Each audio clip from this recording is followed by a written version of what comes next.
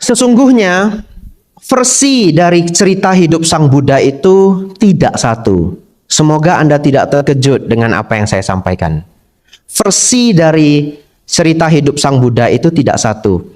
Kalau Bapak Ibu ke negara lain, kita ke Korea, kita ke Tiongkok, kita ke Jepang, kita ke Thailand, bisa mendapatkan versi yang berbeda-beda. Namun terkhusus hari ini, saya mengambil versi yang paling original. Dalam artian cerita ini bukanlah bagian dari kisah rakyat. Karena setelah Sang Buddha wafat, jarak dari Sang Buddha wafat sampai hari ini itu adalah 2600 tahun. 2600 tahun itu lama sekali. Kalau saudara-saudari ingin tahu itu seberapa lama, kalau Bapak Ibu Saudara yang masih kenal Michael Jackson, belum tentu anak sekarang itu kenal Michael Jackson. Ya, kalau Anda nanya anak umur 9 tahun siapa Michael Jackson, belum tentu loh dia tahu. Mungkin dia taunya Taylor Swift, ya. Kalau saudara-saudari masih kenal Muhammad Ali, anak sekarang itu belum tentu loh kenal Muhammad Ali. Dan itu hanya berjarak beberapa puluh tahun dari kejayaannya mereka. Sedangkan Sang Buddha itu sudah 2500-an tahun. Namun nama kejayaan beliau itu masih terdengar. Tetapi sudah muncul begitu banyak versi cerita. Saudara-saudari, terkhusus siang hari ini, cerita yang akan disampaikan oleh saya itu saya ambil dari kitab tua, bukan kisah rakyat. Bagian dari kitab suci Tripitaka, namanya adalah Bhaya Berawa Sutta Majjhima Nikaya 4. Bapak Ibu tidak perlu hafal, biar saya aja. Ya. Tetapi kenapa saya sampaikan detail? Karena direkam secara online. Nanti entah kapan, mungkin 10 tahun lagi, 15 tahun lagi, ada yang putar rekaman ceramah ini. Dia bisa cek di Google MN spasi 4. Jadi kalau kitab suci itu pakem, MN spasi 4, enter, keluarnya Bhaya Berawa Sutta. Sepertinya diterjemahkan sampai 20 bahasa. Dan ada bahasa Indonesia. Saudara-saudari, saya tidak menyangka, saya pernah mengajar ini di Klaten, nama wiharanya, ada channelnya di YouTube, namanya Wisma Sambodi, dan pelajaran itu 2 jam. Pelajaran itu megang kertas seperti kalau kita masuk sekolah. Dan biasanya cukup membosankan. Tapi yang saya tidak percaya adalah, yang nonton ternyata sampai 16.000 orang. Dan saya buat episode kedua, judulnya lain, ambil pelajaran yang lain, yang nonton sampai 44.000 orang. Saya tidak menyangka bahwa ternyata orang yang ingin belajar kitab suci secara serius, ternyata masih banyak. Saudara-saudari, pelajaran 2 jam itulah yang akan saya kompres hari ini menjadi 30 menit. Semoga Anda mendapat inspirasi. Begini ceritanya, ya. Anda sudah serius ya? Saya tak minum dulu sedikit ya.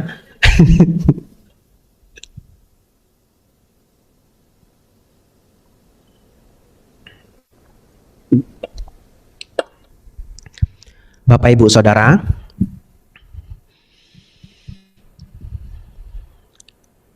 kita flashback sedikit. Sang Buddha lahir di Nepal. Saat ini negaranya Nepal, tempatnya Lumbini.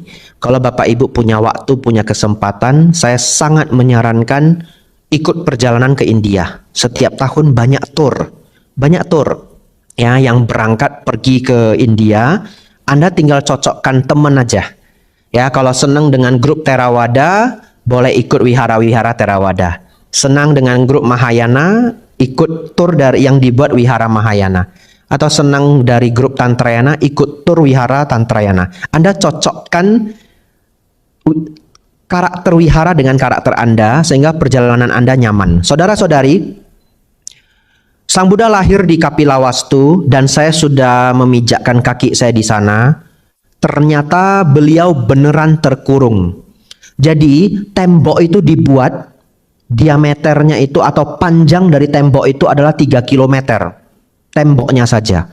Dan sampai sekarang masih ada Dan itu sudah ditembak oleh satelit oleh UNESCO, membuktikan bahwa gedung ini adalah gedung tua. Karena gedung ini sudah berlapis-lapis, dulunya itu dibuat dari kayu hutan, kemudian beberapa ratus tahun kemudian dipugar oleh Raja Asoka menjadi batu bata. Tetapi rekonstruksi itu terbukti itu adalah konstruksi ribuan tahun yang lalu.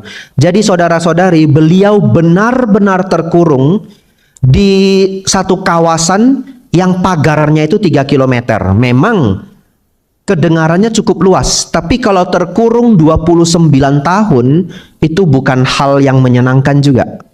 Ya. Jadi kalau saudara yang senang nonton film-film kerajaan, kadang itu anak-anaknya raja itu kan terkurung di dalam kompleks istana. Nah, mereka kalau iseng-iseng itu ya melihat dari pagar itu kehidupan orang luar seperti apa. Seperti itulah kehidupan Pangeran Siddhartha selama 29 tahun. Kemudian beliau memutuskan untuk keluar dari istana. Inilah start perjuangan beliau. Saudara-saudari, Sang Buddha mencapai penerangan sempurna umur 35. Jadi beliau akan berjuang selama 6 tahun. Mari kita belajar inspirasi apa yang bisa kita dapatkan dari kehidupan beliau. Beliau adalah orang yang sangat cerdas. Hal pertama yang beliau lakukan adalah setelah keluar dari istana, ikut 2 guru spiritual terbaik di tempat itu. Yang pertama adalah Alara Kalama, yang kedua adalah Udaka Ramaputa. Beliau belajar dengan penuh kerendahan hati sampai mendapatkan semua ilmu dari kedua guru tersebut. Setelah itu, beliau menyadari bahwa ini belum final.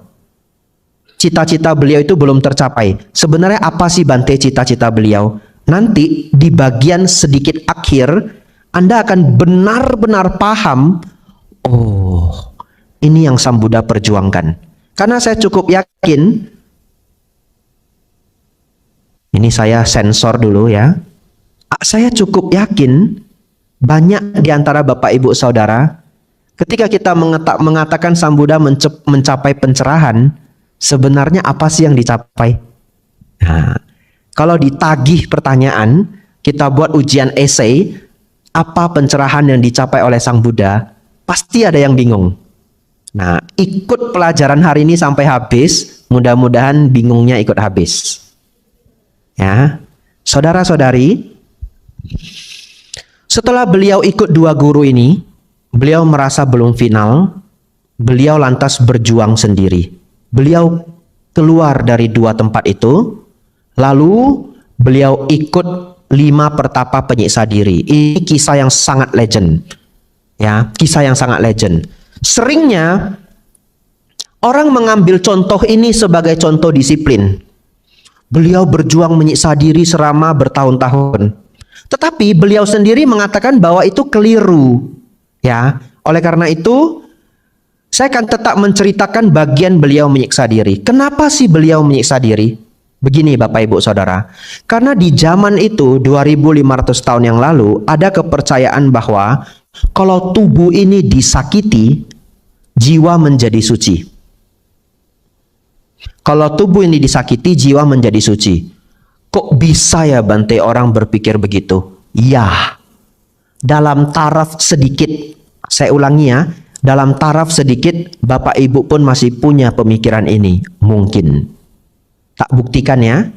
Kalau Bapak Ibu menemukan seseorang berpuasa, tidak makan, tidak minum 2 hari.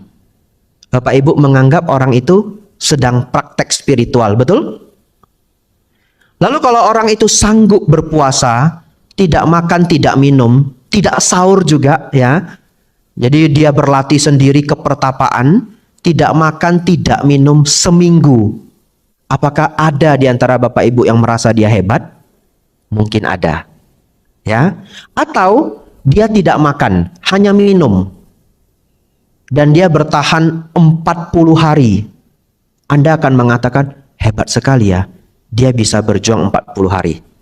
Di masa semodern ini, kita pun masih mengapresiasi orang yang menyiksa dirinya. Betul ya? Tanpa kita sadari. Dalam latihan berbagai macam puasa. Tetapi, Kalau puasa dalam konteks yang banyak dipraktekkan di Indonesia itu adalah latihan kesabaran ya. Kita kembali ke konteks penyiksaan diri. Jadi ini di luar konteks puasa pada umumnya. Di Buddhis juga ada puasa. Saya juga puasa Bapak Ibu. Saya hanya makan sampai jam 12 siang terus stop, tidak boleh makan lagi. Cuma minum saja sampai besok jam 6 pagi. Besok setelah matahari terbit saya boleh makan lagi sampai jam 12 siang. Jadi setiap hari saya intermittent fasting. Ya, jadi intermittent fasting itu sudah populer sejak zaman Sang Buddha. Jendela makan saya 5 jam. Jam 7 sampai jam 12 siang. Saudara-saudari, baik. Karena ada keyakinan itu, beliau mulai menyiksa diri. Dan penyiksaan diri yang pertama beliau lakukan adalah menahan nafas. Beliau menahan nafasnya sampai pingsan. Saya pernah mencobanya Bapak Ibu. Beneran. Saya tahan nafas Bapak Ibu. Tidak pingsan. Karena saya tidak tahan. Akhirnya saya bernafas ya. Tetapi begitu beliau bangun, beliau tahan nafas lagi. Begitu bangun, tahan nafas lagi. Pertanyaannya, kenapa beliau tidak meninggal? Ternyata karena kalau kita tahan nafas sampai pingsan, begitu kita pingsan, tubuh akan otomatis bernafas. Tapi yang sangat salut saya kepada Pangeran Siddhartha adalah, tahu tidak, punya tekad untuk bisa menahan nafas sampai pingsan, itu tidak hal yang mudah loh. Betul ya? Iya, kadang-kadang kita cuma bertekad besok kurangin makan. Karena saya kan orang gemuk ya, jadi saya paham perasaan orang gemuk ya. Jadi kalau Bapak Ibu yang belum pernah gemuk ya enggak paham. Orang gemuk itu selalu bertekad berdiet di pagi hari dan gagal di sore hari. Makanya masih gemuk, tapi kalau ditanya saya diet, dia bilang gitu. Iya, tekad itu tidak pernah hilang, hanya sulit untuk dilaksanakan ya. Sebenarnya bukan orang gemuk saja, yang kurus jangan senang dulu ya. Yang kolesterolnya tinggi, diabetes, tensinya tinggi, dokter kan juga memberi diet khusus, betul ya? Iya, kita sudah tekad, hari ini makannya mesti yang clean food. Tiba-tiba teman kita datang bawa gorengan, masih hangat. Apa yang kita bilang? Besok aja dietnya. Ayo, besoknya, besok lagi. Kadang kolesterolnya tinggi, teorinya benar. Tidak boleh makan durian. Tiba-tiba datang durian. Pulang dari pekerjaan, buka kulkas, ada durian dingin, musangking. Nah, semua orang juga ngerti.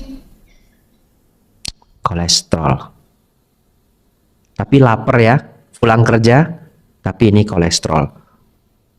Itu terjadi pertarungan antara perasaan dan logika. Ya, dalam psikologi itu disebut pertarungan antara perasaan dan logika. Siapa yang menang Bapak Ibu? Most of the time itu yang menang itu adalah perasaan. Logika itu mengatakan apa? Saya tidak boleh makan, saya kolesterol. Ini kalau kebanyakan nih wajah bisa miring ini. Ya toh? Tapi sudah dilihat lama, nggak makan ya mati, dimakan ya mati. Betul ya? Makan aja, satu dah. Akhirnya dari satu biji jadi satu Tupperware itu habis semua.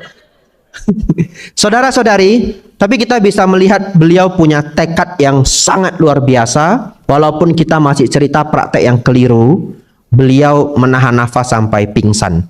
Ini bisa menjadi inspirasi pertama Bapak Ibu. Kalau tekad melakukan satu hal, Anda punya target, Anda punya goal ya, berjuanglah sampai Anda berhasil. Ya, dan karena beliau itu awalnya punya goal yang keliru, Anda harus punya goal yang tidak keliru. Saudara-saudari, praktek lainnya adalah di zaman itu, salah satu praktek yang terkenal adalah ketika tidur, memanjat pohon dulu, kakinya diikat satu, kemudian badannya dijatuhkan ke bawah. Jadi itu kepala itu akan sakit luar biasa karena tidurnya seperti kelelawar. Dan yang sangat sakit itu adalah selangkangan. Jadi nanti selangkangan akan terluka. Kemudian kadang sudah tidak sanggup memanjat pohon, mereka menyebar duri-duri tanaman yang tajam dan duri-duri batu-batu yang tajam di tanah, kemudian rebahan di atasnya. Penyiksaan demi penyiksaan dilakukan karena berpikir jiwa bisa suci. Satu ketika Bapak Ibu Saudara, beliau sudah sedikit lagi meninggal. Lalu beliau juga menyadari, oh, saya sudah salah jalan. Akhirnya beliau meninggalkan praktek ini. Saya ulangi sekali lagi Bapak Ibu, semua praktek penyiksaan diri yang dijalankan Pertapa Gautama atau nama lain dari Sang Buddha adalah keliru.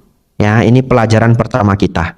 Bapak Ibu Saudara, kemudian inilah kita masuk bagian dari Sutta Majjhima Nikaya 4 Baya Berawa Sutta.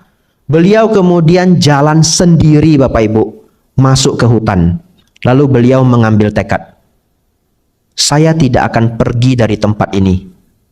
Biarpun darahku mengering dan tulangku menjadi abu, bila saya tidak mencapai pencerahan, saya tidak akan pergi dari tempat ini. Beliau mengambil tekad dan berlatih di hutan Bapak Ibu Saudara. Ada satu hal yang diungkapkan di sutta ini. Biasanya kalau saya ngajar pelajaran sutta ini, saya bagi kertasnya, saya print, semua orang megang kertasnya supaya kita baca bersama. Kenapa? Karena ada hal yang sangat mengejutkan. Di sana, di hutan belantara itu Bapak Ibu Saudara, ada mitos di zaman India kuno, setiap hari Uposatha itu Cheit Capgo. Jadi di zaman India dulu, setiap hari Uposatha, jadi hari ini kita juga jadi tahu bahwa sebenarnya culture Cheit Capgo itu datangnya dari India. Ya, jadi itu disebut sebagai hari spiritual. Setiap terang bulan, setiap gelap bulan, orang praktek spiritual. Mereka yang bekerja itu berhenti bekerja. Mereka praktek spiritual seharian. Zaman sekarang sudah tidak bisa Bapak Ibu lakukan. Kalau hari Uposatha Bapak Ibu stop bekerja, cuti Anda nggak akan cukup. Ya, setengah tahun saja hidup Anda selesai ya. Anda akan kena SP3. Tapi zaman sekarang tidak apa-apa. Anda boleh praktik spiritual setiap hari Minggu. Tidak harus ikut hari Uposatha. Hari Minggu datang ke wihara. Kalau di kantor bagaimana Bante? Hari Rabu dan Jumat. Nah, tadi saya sudah baca schedule-nya. Betul ya? Ya, Rabu meditasi bersama, Jumat ikut puja bakti. Meditasi bersama itu biasanya sepi Bapak Ibu ya. Nah, ini pengalaman saya ya. Saya pernah membuat upacara kegiatan meditasi yang datang itu cuma 3 orang. Dan yang datang 3 orang itu hanyalah orang yang terpaksa. Kepala wihara, bendahara, dan sekretaris. Dan saya berempat ya. Jadi cuma kami berempat yang meditasi akhirnya. Nah, inilah kami berempat ini yang terpaksa karena kami yang bikin acara. Tapi 1 bulan konsisten dilakukan, acara itu jadi 45 orang. Jadi tidak ada yang bisa mengalahkan konsistensi. Ya, konsistensi itu adalah kekuatan yang sangat besar. Kalau Bapak Ibu disiplin tapi 2 hari itu tidak akan pernah sukses. Disiplin itu adalah soal konsistensi. Tidak ada yang bisa mengalahkan konsistensi. Bapak Ibu Saudara, kita lanjut Bapak Ibu. Di India, setiap hari Uposatha, semua orang itu sangat takut masuk ke hutan. Kenapa? Karena dikatakan di hutan itu ada yaka yang bisa memakan orang. Itulah mitos di India zaman dulu. Oleh karena itu Bapak Ibu Saudara, satu ketika Pertapa Gautama, kita panggil Pertapa Gautama karena Sang Buddha belum mencapai pencerahan. Setelah mencapai pencerahan kita panggil Sang Buddha. Kalau belum mencapai pencerahan kita panggil Pertapa Gautama atau Bodhisatta. Itu istilah Bapak Ibu. Saudara-saudari, beliau tinggal di hutan, lalu beliau sengaja berlatih pilih tempat yang paling angker, yaitu tempat peletakan mayat di hutan. Bukan tempat pembakaran mayat, tempat peletakan mayat. Apa itu? Sampai sekarang di India pun prosesi melepaskan tubuh mati itu banyak cara. Kalau di Indonesia dikubur dan dibakar. Itu yang populer ya. Ada juga yang diletakkan di goa yaitu di Toraja. Di India ada yang dilarung di sungai. Dibungkus kain terus dilarung di sungai. Lalu saudara-saudari, praktek lainnya adalah diletakkan di altar di hutan. Jadi mereka membuat satu altar yang besar, lalu diletakkan saja di sana di hutan. Nanti tubuh mati itu akan dimakan oleh hewan buas. Mungkin di antara banyak sekali prosesi pelepasan tubuh mati, yang paling unik itu adalah di Tibet. Ya, di Tibet itu agak seram Bapak Ibu ya, tapi saya lihat nggak ada anak-anak di sini ya. Kalau di Tibet itu tubuhnya itu dipotong-potong, tubuh mati ya, dipotong-potong, kemudian dibawa di atas tebing untuk dimakan oleh burung pemakan bangkai.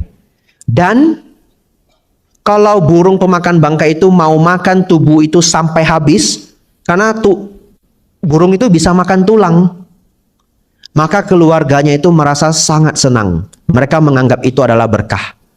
Tetapi kalau ada bagian yang tersisa, itu dianggap tidak berkah. Ternyata setelah dipelajari, kalau ada yang tersisa, daging yang tidak dimakan oleh burung itu karena yang meninggal itu kena penyakit yang bahkan burung itu tidak mau makan.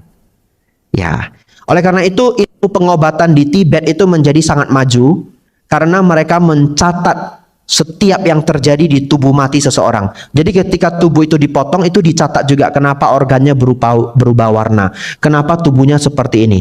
Jadi ilmu pengobatan tradisional Tibet itu termasuk yang sangat best.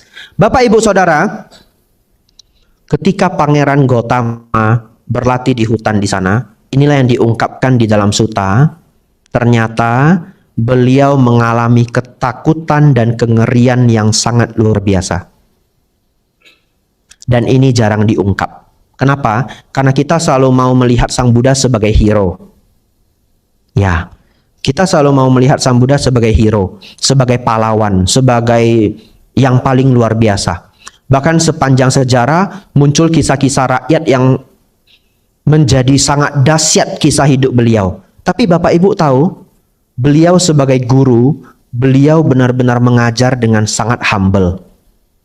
Beliau sebagai seorang guru besar, tapi beliau mengatakan, dulu saya mengalami ketakutan dan kengerian ketika berada di hutan. Beliau benar-benar sangat humble. Tetapi tidak berhenti di sana. Beliau berjuang untuk melenyapkan ketakutannya. Baik Bapak Ibu Saudara, fokus. Kita sudah sampai di setengah perjalanan.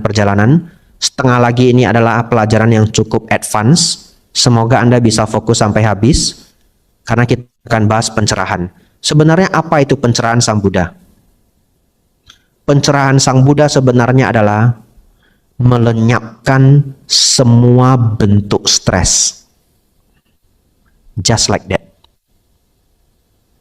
Melenyapkan semua bentuk stres. Stres dalam bahasa Pali adalah dukkha. Saya tidak ambil stres dalam bahasa Indonesia. Kita ambil stres dalam bahasa psikologi. Psikologi stres itu artinya tekanan. Stressing dalam bahasa Inggris artinya menekan.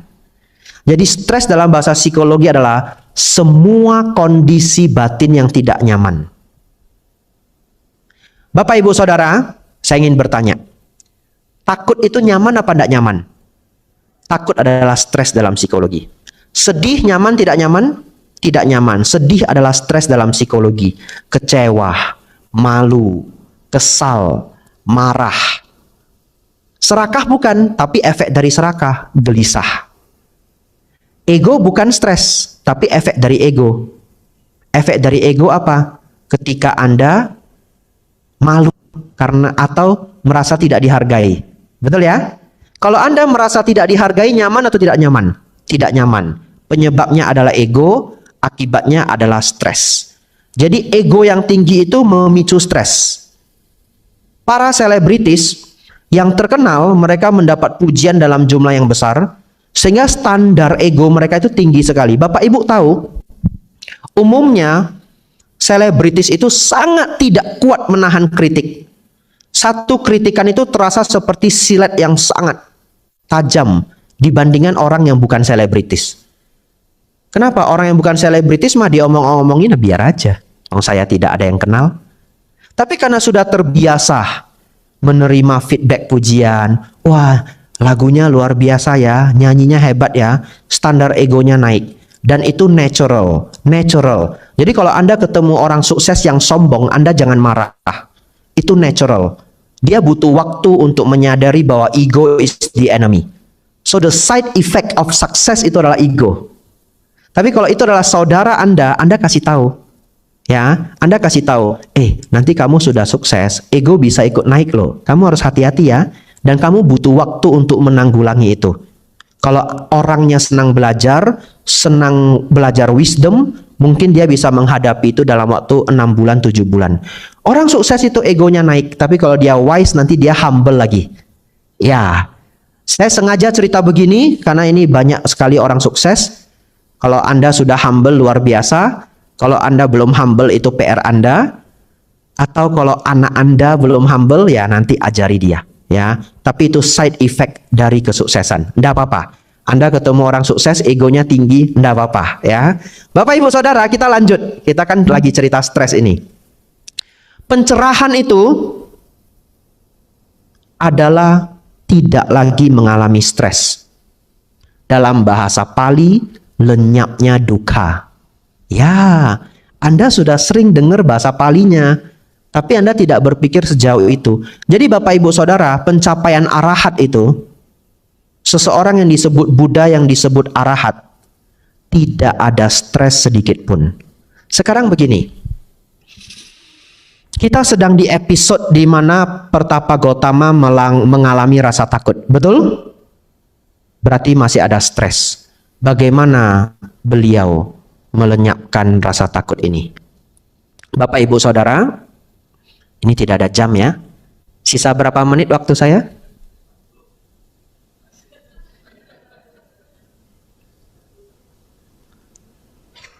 Lima 15 menit. Oke, saya yang stres sekarang. Sekarang saya yang stres ya. Baik, kita berjuang habiskan topik ini dalam 15 menit.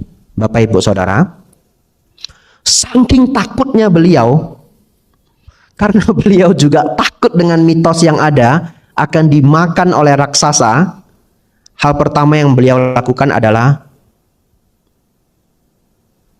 menegakkan postur tubuh. Artinya apa? Beliau akan duduk, tidak mau berpindah tempat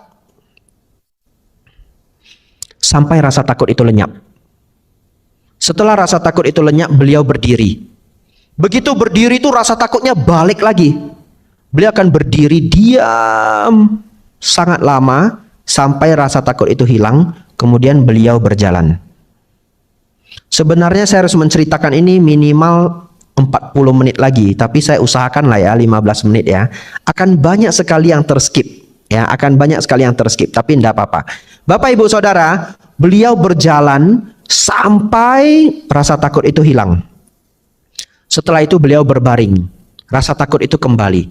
Beliau menghadapi rasa takut itu dengan postur tubuh dan dengan keberanian. Baik, beliau mengatasi sebagian. Sekarang kita masuk ke yang lebih mendalam.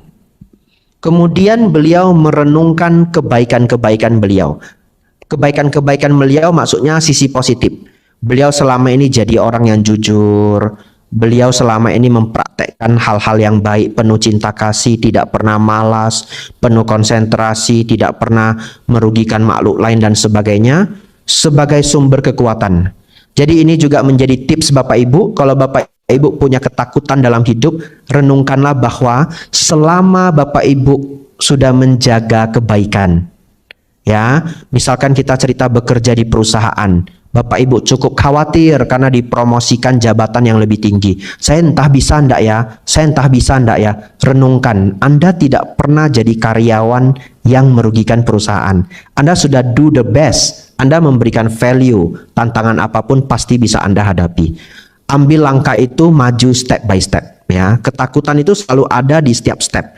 Bapak Ibu berpikir ceramah di depan umum seperti ini gampang? Sama sekali tidak gampang. Jadi pertama kali dulu saya mau ceramah di Wihara Dhammacakka, kata umatnya begini, umatnya sih ingin memberi saya semangat. Bante, yang hadir 1.500 orang Bante. Ya, niatnya memberi kita semangat, tapi kita semakin, 1.500 orang ya, iya makasih. Semakin mikir ini bahannya mau bagaimana. Tetapi semua itu dijalani dengan step by step, step by step. step by step. Akhirnya kita melaju begitu jauh. Bapak Ibu Saudara, disinilah Sang Buddha, Pangeran Siddhartha masuk ke satu hal yang menuju pada pencerahan. Ini teknis banget. Semoga Bapak Ibu konsentrasi. Beliau menyadari bahwa sumber dari ketakutan itu adalah pikiran kita sendiri. Dan ada dua hal dalam pikiran Bapak Ibu yang tidak pernah berhenti. Yang pertama, Anda berbicara dengan diri sendiri. Yang kedua, Anda selalu menggunakan visualisasi untuk membayangkan hal-hal. Ketika Anda berkonsentrasi, obrolan batin dan visualisasi itu terarah. Contoh, kalau Anda berpikir, besok Senin saya mau buat schedule apa? Besok Senin hal apa yang mau saya tambahkan untuk tim saya? Anda bicara dengan diri sendiri dan Anda visualisasi. Tapi ketika Anda tidak konsentrasi, batin Anda pun tidak berhenti berbicara, betul? Dia mengalir dan mengalir. Visualisasi kita mengalir dan mengalir menjadi tanpa arah. Dan kedua hal ini menjadi sumber stres kita ketika kita tidak bisa mengaturnya. Contoh, kalau Anda bisa mengatur dua hal itu untuk stop, bukankah selesai Anda menonton film horor, Anda bisa bilang sama pikiran, oh saya sudah mau tidur. Pikiran, itu gambar-gambar yang menakutkan, stop dulu. Bisa dia stop Bapak Ibu? Tidak bisa. Anda tidak bisa mengatur pikiran Anda untuk stop. Ya, Bapak Ibu Saudara, ketika beliau menyadari itu, disinilah beliau berjuang untuk menghentikan arus pikiran yang tidak pernah berhenti. Ya, caranya bagaimana? Beliau mempraktekkan nafas masuk, nafas keluar. Beliau duduk, mengamati nafas masuk, nafas keluar. Yang saat ini berkembang menjadi sangat terkenal, yaitu meditasi nafas. Bapak Ibu Saudara, percaya saya, kalau seseorang tidak punya kedisiplinan, hasilnya nihil. Nanti Anda pulang Bapak Ibu, Anda coba duduk, amati nafas masuk, nafas keluar. 15 menit aja. Coba, bisa enggak Anda hentikan pikiran Anda? Tidak akan bisa. Nanti akan muncul apa? Banyak sekali hal. Begitu Anda sudah nutup mata, besok Minggu ya, nah muncul bicara. Kadang-kadang sudah damai, muncul suara. Sudah damai belum ya? Nah itu. Dia muncul terus Bapak Ibu Saudara. Tetapi beliau dengan sangat disiplin, pelan-pelan berlatih. Lembut dan halus sekali. Sampai satu ketika, suara hati dan gambar pikiran di dalam batin beliau itu diam total. Total diam. Itu beliau sebut sebagai pencapaian jana kedua dalam bahasa Pali. Tapi Bapak Ibu tidak perlu mikir bahasa Palinya. Tetapi Bapak Ibu Saudara, itu adalah kedamaian tertinggi yang bisa dimiliki oleh seseorang yang tidak pernah bisa dia dapatkan kecuali dia bermeditasi. Itu sebabnya saya tidak heran. Banyak sekali milioner bahkan bilioner yang mengatakan meditasi itu luar biasa. Salah satunya adalah Ray Dalio. Anda boleh catat nama Ray Dalio. Dia orang terkaya nomor 58 di dunia. Dia nulis buku judulnya Principle. Ya, buku yang sangat bagus. Bapak Ibu Saudara, saat ini dia gembar-gembor di dunia medsos menjelaskan ke orang-orang bahwa berkah terbesar yang dia dapatkan itu adalah belajar meditasi. Ya. Seorang ahli strategis yang sangat luar biasa namanya Robert Greene. Dia adalah ahli strategi untuk beberapa presiden di dunia, tapi dia tidak mau mengungkapkan siapa.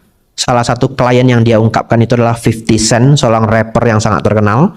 Robert Greene itu bukunya sangat terkenal ya. Sebenarnya Bapak Ibu yang kerja di corporate itu boleh baca bukunya ya, 48 Laws of Power ya. Setelah Anda baca buku itu Anda akan berhasil di dunia korporasi dan politik ya. Saya hanya baca buku itu sebagian karena saya tidak punya kepentingan dengan buku itu. Yang saya baca buku lain adalah Mastery. Kalau saya dulu tidak baca buku Mastery, saya mungkin tidak bisa berlatih sejauh ini. Buku Robert Greene itu luar biasa. Mastery itu mengajarkan bahwa kalau Anda ingin menjadi master di satu bidang, musuh Anda adalah kebosanan. Ya. Jadi tidak mungkin Anda tidak melawan kebosanan kalau Anda ingin menjadi master di satu bidang. Karena Anda harus melakukan hal yang sama berulang-ulang. Tetapi ketika Anda sudah menjadi master, kebosanan itu akan hilang, berubah menjadi sesuatu yang lebih menyenangkan. Ya, saudara-saudari, mereka orang-orang besar banyak yang mengatakan bahwa meditasi luar biasa. Kenapa? Karena itu adalah kedamaian yang tidak bisa dibeli dengan uang. Kita kembali ke praktek Pangeran Siddhartha. Bapak, Ibu, Saudara, setelah beliau melenyapkan semua pikiran yang bocor tadi, pikiran kita kan seperti bocor, tidak pernah bisa berhenti. Bahkan kalau Bapak Ibu tidur pun muncul bermimpi. Beliau mencapai ketenangan yang sangat mendalam. Waktu saya hampir habis Bapak Ibu, bahkan bisa dikatakan habis, tapi saya akan ceritakan judulnya saja. Kan beliau sudah mencapai jana kedua ya. Beliau lanjutkan ke dalam level yang batin yang lebih mendalam, yang disebut jana ketiga dan jana keempat. Kemudian baru beliau mengembangkan 3 pengetahuan yang disebut tewija. Baik, kita skip bagian itu. Saya berikan bagian terakhir untuk siang hari ini. Bapak, Ibu, Saudara, karena judul saya adalah kedisiplinan, maka kunci dari kedisiplinan itu adalah konsistensi. Bapak Ibu jangan tergantung pada motivasi. Motivasi manusia itu up and down. Ingat ya, motivasi manusia itu up and down. Kalau Anda mau bekerja nunggu motivasi, Anda tidak akan konsisten. Tapi kalau Anda ingin berhasil di satu bidang, konsistensi adalah kuncinya. Anda melihat Mike Tyson, Anda tahu enggak? Mike Tyson itu bertemu gurunya umur 12 tahun. Umur 16 tahun dia itu world champions. 4 tahun berjuang. Dan itu gila sekali. Dengan tubuh yang cukup kecil dan lawan yang begitu besar, dia itu hanya latihan 4 tahun. Tapi yang orang lain tidak tahu adalah dia setiap hari push up 2.500 kali, sit up 2.500 kali. Ya, kok bisa Bante sebanyak itu? Satu set dia push up 250 kali. 10 set. Saya akan membuat ini menjadi hal yang lebih masuk akal di mata Anda. Teman Anda yang duduk di sini, mungkin ada yang sanggup push up 40 kali. Wajar ya? Dan kalau yang fitness, dia bisa push up 100 kali. Tapi kalau atlet selevel Mike Tyson, 250 kali bukan hal yang aneh. Itu hanya 2,5 kali lipat. Hanya ditambah 10 set. Sit up 250 kali 10 set. Pemain bulu tangkis terbaik di Indonesia, Rudi siapa namanya? Rudi Hartono. Setiap pagi jam 4 bangun lari 1 jam baru ke sekolah sejak kelas 4 SD. Anda ingin jadi Rudi Hartono? Anda bangun jam 4 pagi, lari 1 jam sejak kelas 4 SD. Ada satu anak kecil yang bilang ingin jadi Rudi Hartono. Ketika diberitahu kamu harus bangun jam 4, lari 1 jam setiap pagi, setiap hari, nggak jadi saya katanya. Bapak, Ibu, Saudara, tidak ada yang bisa mengalahkan konsistensi. Jadi di balik sebuah kedisiplinan, consistency is the key. Anda jangan bergantung pada motivasi, Anda bergantung pada habit. Ya, cari buku mengenai habit, Atomic Habits, Slight Edge. Ya, lalu ada satu buku lagi saya lupa judulnya, tetapi judul-judul mengenai habits ya. Ada satu judulnya Habits, Charles Duhigg. Anda baca buku mengenai habit, Anda akan punya habit yang luar biasa. Disiplin adalah efek samping dari habit dan konsistensi. Bapak, Ibu, Saudara, saya tadi diberi petunjuk 3 menit terakhir. Iya, ada itunya, kertasnya ya. Ya. Ini terakhir lebih dari 3 menit sedikit ya. Ini permintaan saya terakhir karena habis ini kita tanya jawab. Baik. Bapak Ibu Saudara, saya ajak Anda. Setiap kali Anda mengalami stres, ya, Anda nafas masuk, nafas keluar yang rileks.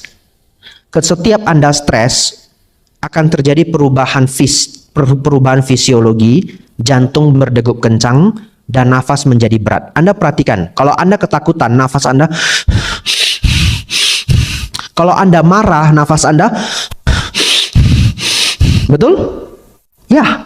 Setiap Anda stres, nafas Anda itu pendek dan berat. Kenapa? Itu sistem biologi tubuh. Anda masuk ke fight and flight system. Tapi Anda harus latihan untuk melawan itu. Caranya, setiap Anda stres, nafasnya rileks dan tenang.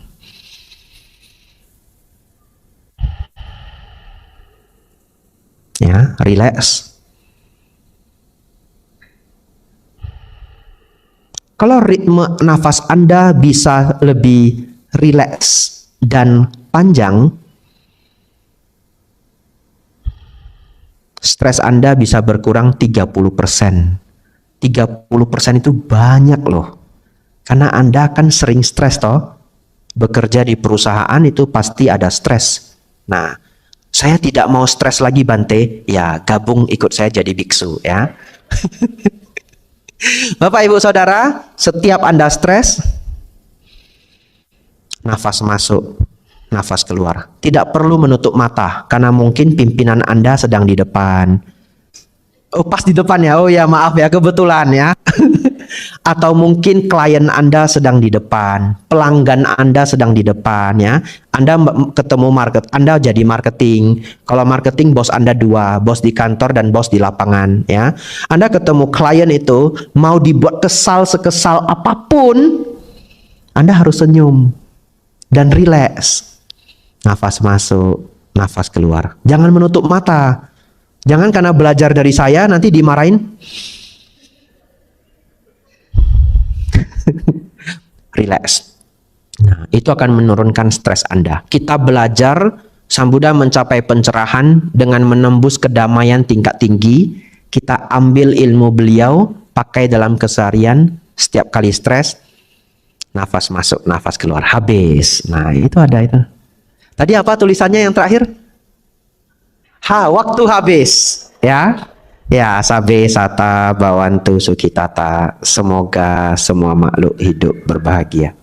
Sadu, sadu, sadu. Aduh, mau buka tanya jawab, waktunya tinggal dikit. Kasih kesempatan satu aja deh. Satu. Siapa yang mau bertanya? Nah, Oke. Ada di tengah. Sudah ada. Oke. Namo Buddhaya Bante. Namo Buddhaya. Terima kasih atas share-nya.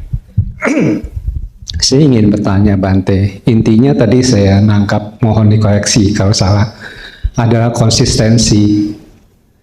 Jadi bagaimana kita membuat kita ini bisa di jalan konsistensi terus Bante. Karena kan tadi untuk menjadi master adalah lawannya kebosanan. Nah itu bagaimana juga Bante? Baik. Bapak Ibu Saudara, ini bagus sekali pertanyaannya. Jadi saya bisa rekap apa yang saya sampaikan tadi ya, karena sedikit ngawang. Yang kita pelajari siang hari ini yang pertama adalah goal yang benar. Karena di awal Sang Buddha punya goal yang salah, beliau menyiksa diri, beliau punya goal yang benar. Kalau kita sudah punya goal yang benar, maka kita disiplin dan konsisten.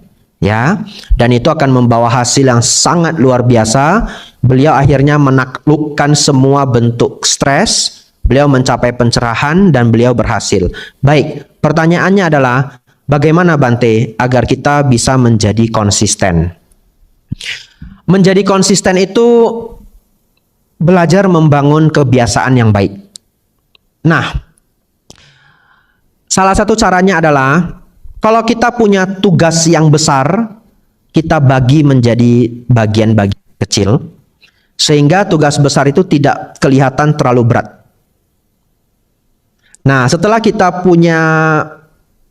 bisa bagi itu menjadi step by step. Jadi dalam otak kita sudah tidak kemalasan di otak kita berkurang, karena sekarang kita tidak melihat itu sebagai proyek 3 hari, tapi kita melihat itu sebagai, oh ada 8 bagian yang perlu saya kerjakan. Sekarang kita cukup berjuang untuk memulai di bagian pertama. Manusia itu sangat unik ya, begitu kita sudah bekerja, kita bisa pelan-pelan masuk ke flow state ya, dan kemudian kita meneruskan pekerjaan kita. Yang paling berat itu adalah bagian pertama dalam bekerja. Yang kedua adalah bagaimana supaya kita selalu termotivasi membuat bagian pertama itu. Caranya adalah contoh. Saya pakai contoh yang general aja. Semua orang tahu baca buku itu baik, tapi baca buku itu sangat sulit. Anda sudah koleksi bukunya, Anda beli di Gramedia pas Anda gajian, saya mau jadi CEO ini kelak. Saya kumpul semua buku-buku, katanya CEO baca buku seminggu 1 buku. Anda beli buku-buku terbaik, 7 Habits, How to Win Friends and Influence People, and you collect all of that. Dibaca Bapak Ibu? Ada yang baca juga, ada yang enggak ya. Akhirnya Anda sudah beli itu 10 buku, yang terbaca cuma setengah. Kenapa? Karena sulit. Tapi begini, apa yang sulit tapi memiliki hasil dan manfaat harus diperjuangkan. Triknya bagaimana? Anda cari dari buku yang sudah Anda beli itu yang paling menyenangkan. Anda buka, taruh di tempat yang terlihat. Jadi kalau Anda mau tidur malam, taruh buku itu di atas bantal. Anda tidak akan lupa. Oh iya, sebelum tidur baca buku, supaya tidur lebih nyenyak. 1 jam sebelum tidur lebih baik Anda sudah tidak pegang HP. Karena blue light itu masuk ke mata, tubuh bisa berpikir itu masih siang. Anda jadi kesulitan tidur. Karena Anda tidur itu perlu penyesuaian hormon. Nah, orang zaman dulu itu di atas jam 6 sudah lampunya remang-remang. Pelan-pelan dia ngantuk. Saya baru bilang begini, sudah ada yang ngantuk ya. Jadi lebih baik 1 jam sebelum tidur Anda tidak melihat HP lagi, mata tidak kemasukan blue light ya. Jadi circadian rhythm di tubuh Anda atau pola jam di tubuh biologi Anda lebih baik, dia pelan-pelan lebih ngantuk dan Anda tidur lebih nyenyak. Anda gantinya apa? Contoh, baca buku. Jadi Bapak Ibu Saudara, trik untuk membangun habit, semua yang perlu dilakukan itu diletakkan di tempat yang terlihat. Terus apa yang menjadi distraction ditaruh tempat yang jauh. Kalau Anda sudah mau baca buku, contoh HP-nya dibuat flight, taruh di tempat yang jauh banget. Nah, itu trik ya. Ini trik yang banyak sekali yang saya sampaikan, Anda boleh lakukan. Kalau Anda berhasil, bagus. Contoh, kalau Anda perlu olahraga, dokter sudah bilang, Pak, 1 hari harus 10.000 langkah, 10.000 steps. Atau Anda kalau boleh ya jalan pagi jogging. Anda ambil itu sepatu jogging Anda, taruh di sebelah spring bed Anda. Nah, itu caranya. Jadi bangun, lihatnya sepatu jogging. Kalau Anda bisa melakukan itu 10 hari, itu mulai menjadi habit. Ya, terus terang sangat sulit membangun habit, tetapi kalau habit bisa terjadi, konsistensi akan terbentuk. Terakhir, saya sulit memberi jawaban dalam waktu 5 menit, 10 menit. Anda harus brainwash diri Anda sendiri bahwa konsistensi itu luar biasa. Caranya baca buku mengenai konsistensi. Kalau Anda bisa bahasa Inggris, cari buku best of the best, buku terbaik dalam hidup saya, Slight Edge. SLIGHT spasi EDGE, sedikit tepian, Slight Edge. Yang nulis Jeff Olson. Anda pesan online ya. Kalau dulu bisa pesan di website namanya bookdepository.com, pengiriman ke Indonesianya free, international shipping free. Mungkin karena free tutup sudah websitenya.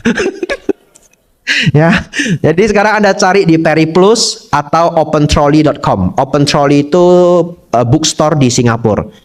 Kalau Anda yang seneng baca bahasa Indonesia, ya saya pun masih seneng baca bahasa Indonesia karena lebih cepat. Baca buku bahasa Inggris itu stres. Cari dictionary ya. Anda cari aja buku Atomic Habits, James Clear, ada di Gramedia. Bukunya sudah lama menunggu Anda yang belum baca ya. Ya, Anda baca itu, buku itu sangat luar biasa. Saudara-saudari, ini kok saya jadi seminar motivasi ya. Keliru ini saya. Saya harus kembali ke Dharma, Bapak Ibu, mohon maaf. Majjhima Nikaya Baya Bhairawa Sutta. Ya, terakhir, dari tadi terakhir nggak habis-habis ya. Ya, meniru Sang Buddha. Ya, Sang Buddha adalah sosok yang sangat rajin. Terima kasih semuanya. Anumodana.